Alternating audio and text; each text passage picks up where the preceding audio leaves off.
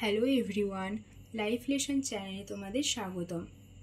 আজকে নবম শ্রেণীর জীবনবিজ্ঞানের একটি অংশ আমি তোমাদের সঙ্গে আলোচনা করব। তো আজকের আলোচনার বিষয়টি হলো ইমিউনিটি অ্যান্ড হিউম্যান ডিজিজ, অর্থাৎ অনাক্রম্যতা এবং মানুষের রোগ।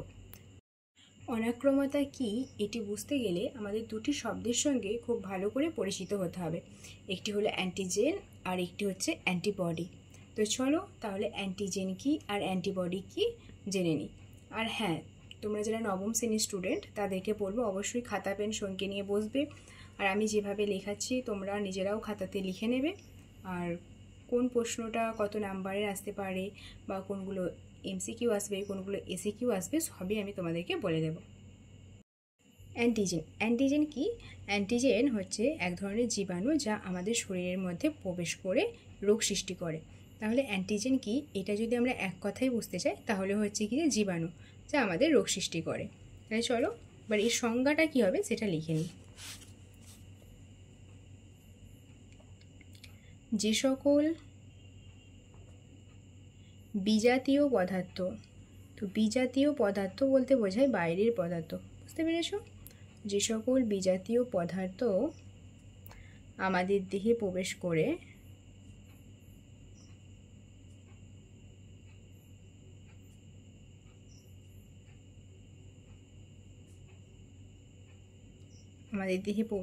রোগ সৃষ্টি করে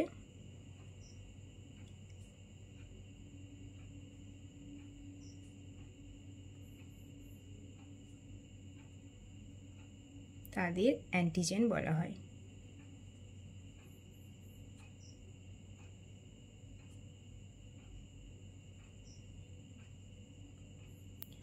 তাহলে কি বললাম? যে সকল বিজাতীয় পদার্থ আমাদের দেহে প্রবেশ করে রোগ সৃষ্টি করে তাদের অ্যান্টিজেন বলা হয়। আচ্ছা, তাহলে কি সকল অ্যান্টিজেনই কি বাইরে থেকে আমাদের দেহে প্রবেশ করে? না, কিছু কিছু অ্যান্টিজেন আমাদের দেহের মধ্যেও থাকে। এই কারণে অ্যান্টিজেনকে আমরা আবার দুভাগে ভাগ করতে পারি। কিছু অ্যান্টিজেন, সাধারণত সমস্ত অ্যান্টিজেনই হচ্ছে বাইরে থেকে আমাদের দেহের মধ্যে প্রবেশ করে, তবে কিছু কিছু অ্যান্টিজেন আমাদের দেহের মধ্যেও থাকে। সেই হিসেবে আমরা অ্যান্টিজেনকে দুটি ভাগে ভাগ করতে পারি। একটি হচ্ছে এক্সোজেনাস অ্যান্টিজেন আর একটি হচ্ছে এন্ডোজেনাস অ্যান্টিজেন।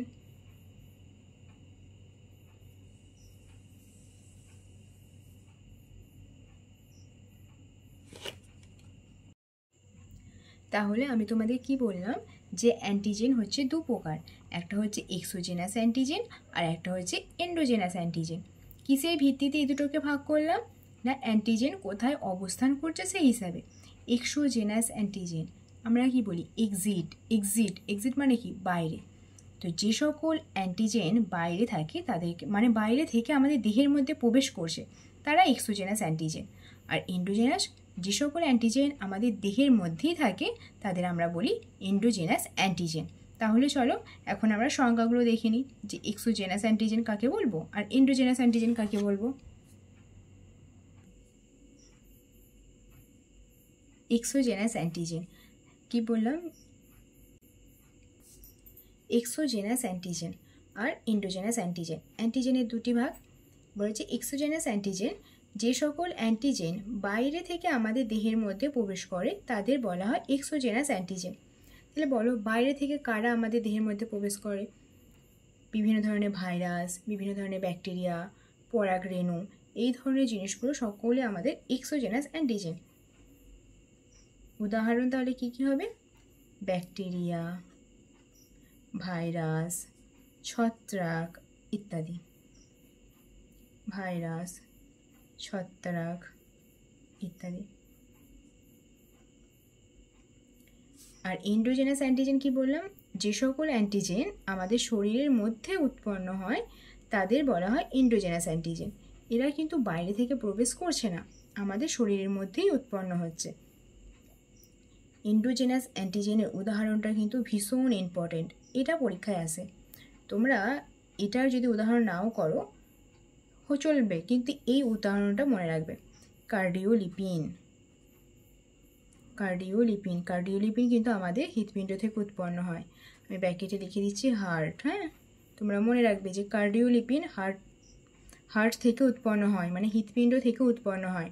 আর এই কার্ডিওলিপিন অনেক সময় দিয়ে দেয় যে কার্ডিওলিপিন কী, তখন বলতে হবে যে একটা এন্ডোজেনাস অ্যান্টিজেন যেটা আমাদের হার্ট থেকে উৎপন্ন হয়। আবার অনেক সময় তোমাদের হচ্ছে ধরো এমসিকিউ যখন প্রশ্ন আসে তখন দিয়ে দেয় যে এন্ডোজেনাস অ্যান্টিজেনের উদাহরণ কোনটি, দিয়ে দেবে ব্যাকটেরিয়া, ভাইরাস, কার্ডিওলিপিন, তখন তোমাদের কার্ডিওলিপিনটা ঠিক করতে হবে। চলো আমি এটা স্টার মার্ক করে দিই। কার্ডিওলিপিন এটা ভীষণ ইম্পর্ট্যান্ট। এরপরে চলে আসি অ্যান্টিবডি। তাহলে দেখো আমরা অ্যান্টিজেন কি, অ্যান্টিজেন কয় প্রকার দেখে নিলাম, অ্যান্টিজেনের উদাহরণ পর্যন্ত জেনে গেলাম। এবার আমরা চলে আসবো যে অ্যান্টিবডি কী।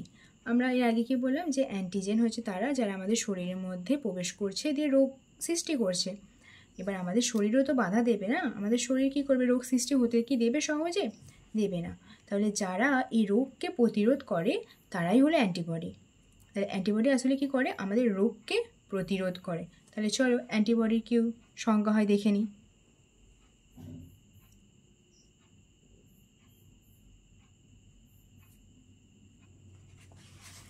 তাহলে দেখো অ্যান্টিবডি কি আরেকবার বলে দিই।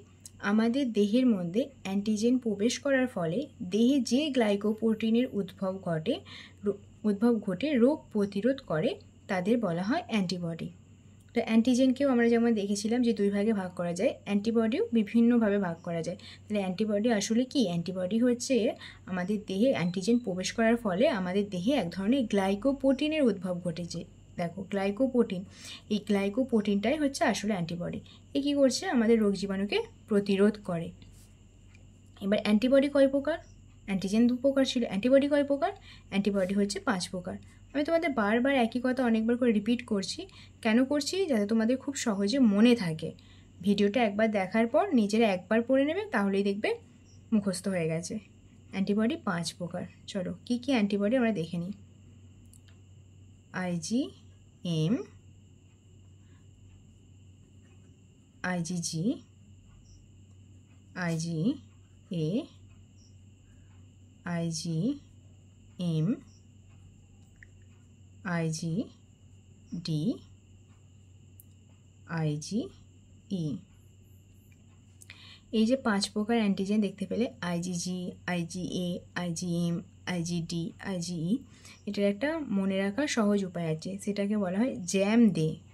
জ্যাম জেলি আমরা খাই না, তো কেউ ধরো কারো কাছে চাইছে, তো বলছে যে আমাকে জ্যাম দে। এখানে মনে রাখবে জ্যাম বলতে যে নয়, হ্যাঁ GAM, জ্যাম, DE দে। তাহলে কি হয়ে যাচ্ছে, IgG, IgA, IgM, IgD, IgE। খুব সহজে মনে রাখবো, জ্যাম দে। 5 প্রকার অ্যান্টিবডি আছে। এবার আমি তোমাদের সঙ্গে এই অ্যান্টিবডিগুলোকে নিয়ে একটু আলোচনা করব। এখান থেকেই কিন্তু তোমাদের প্রশ্নগুলো আসবে, এই যে অ্যান্টিবডি থেকে কোনটাকে ম্যাটারনাল অ্যান্টিবডি বলা হয়, মানে কোন অ্যান্টিজেন কোথায় কোন অ্যান্টিবডিকে কোথায় পাওয়া যায়, এই করে জানতে হবে। এগুলো থেকেই তোমাদের MCQ আসে।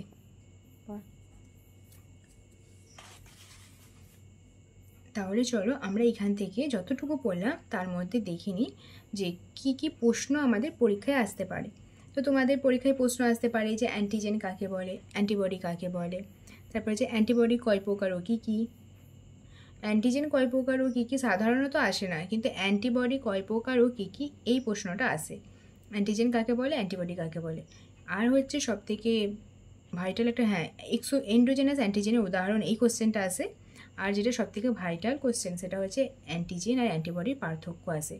তো অ্যান্টিজেন আর অ্যান্টিবডির পার্থক্য আশা করি তোমরা এখান থেকে করে নিতে পারবে। তাও আমি একবার সহজ করে বলে দিই, অ্যান্টিজেন কি? অ্যান্টিজেন হলো যে সকল পদার্থ আমাদের দেহে রোগ সৃষ্টি করে তারাই অ্যান্টিজেন। আর অ্যান্টিবডি তাহলে কি? যারা রোগ প্রতিরোধ করে তারা হলো অ্যান্টিবডি। অ্যান্টিজেন যারা রোগ সৃষ্টি করে, অ্যান্টিবডি যারা রোগ প্রতিরোধ করে। আর একটা পার্থক্য কী হবে, দেখো অ্যান্টিজেনকে আমরা দেখলাম 2 ধরনের অ্যান্টিজেন, অ্যান্টিবডিকে আমরা কি দেখছি 5 ধরনের অ্যান্টিবডি। আর কি দেখছি যে অ্যান্টিজেন সবসময় হচ্ছে দেহের বাইরে থেকে, সাধারণত সবসময় দেহের বাইরে থেকে প্রবেশ করে, আর অ্যান্টিবডি কি করে, অ্যান্টিবডি আমাদের দেহের মধ্যেই উৎপন্ন হয়। তাহলে এই যে 3টে আমি তোমাদের পার্থক্য বলে দিলাম, এই 3টে পার্থক্য লিখলেই হবে। আর একটা কাজ করতে পারো, তোমরা অ্যান্টিজেনের উদাহরণ দিতে পারো। তো অ্যান্টিজেনের উদাহরণ কি দেবে, দেখো ব্যাকটেরিয়া, ভাইরাস, ছত্রাক, কার্ডিওলিপিন, এগুলো সব অ্যান্টিজেনের উদাহরণ হয়ে গেল।